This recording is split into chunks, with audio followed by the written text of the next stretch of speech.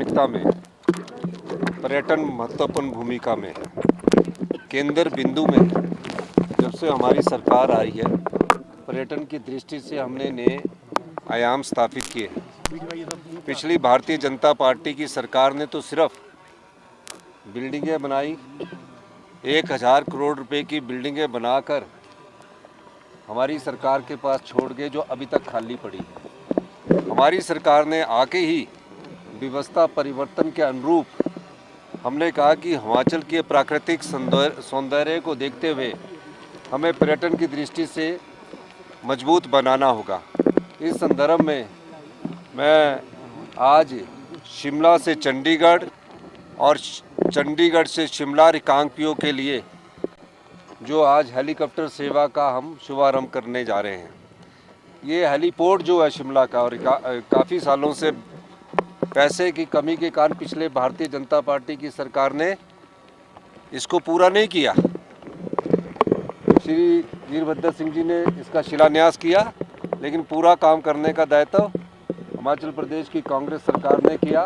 और जो इसके सेफ्टी मेजर्स है वो राज्य सरकार और केंद्र सरकार के जो सिविल एविएशन अथॉरिटी है उसके साथ मिलकर हमने बनाए गए हैं। जगन सिंह नेगी जी ने कहा कि रिकांगपिओ को भी हवाई सेवा से जोड़ना चाहिए। पिछले 6 महीने पहले मेरी इनसे बात हुई और इन्होंने कहा कि रिकांगपिओ में भी सुविधा हेलीकॉप्टर की मिलनी चाहिए। तो मैं आज जगत सिंह नेगी जी के प्रयासों को भी मुबारकबाद कर देना चाहूँगा। और जगत सिंह नेगी जी आज इस हेलीकॉप्टर में बैठकर रिकांगपिओ जाएंगे और जनता को ये तोहफा उनको देंगे, क्योंकि जगत सिंह नेगी जी बार बार प्रयास कर रहे थे और बार बार ये पूछ रहे थे कि क्या ये सफल होगा भी कि नहीं होगा। तो मैं आज इनको भी मुबारकबाद देना चाहता हूँ कि आपकी आंखों के सामने ये आप सफल हो रहे हैं, आप इसमें बैठकर जा रहे हैं।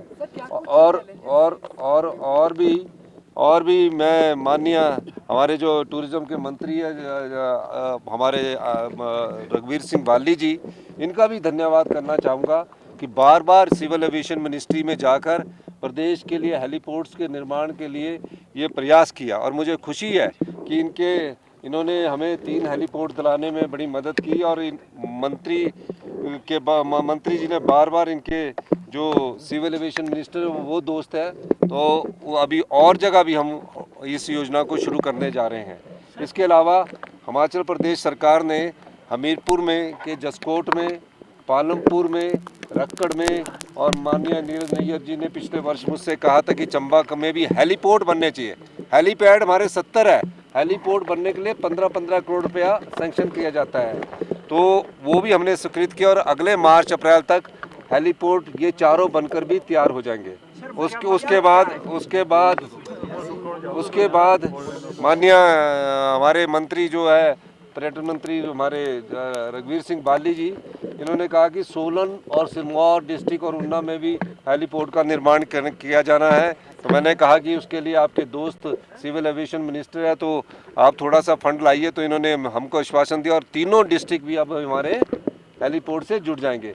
तो मैं ये कहना चाह रहा हूँ कि सभी लोग, हमारे सरकार में सभी लोगों की अपनी भूमिका है और सब लोग प्रयास कर रहे हैं।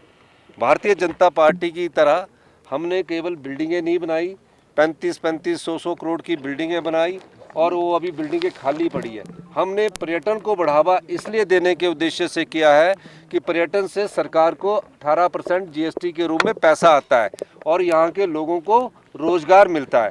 इस दृष्टिकोण से शिमला से चंडीगढ़ और रिकांगपिओ के लिए फ़्लाइट शुरू कर दी गई है।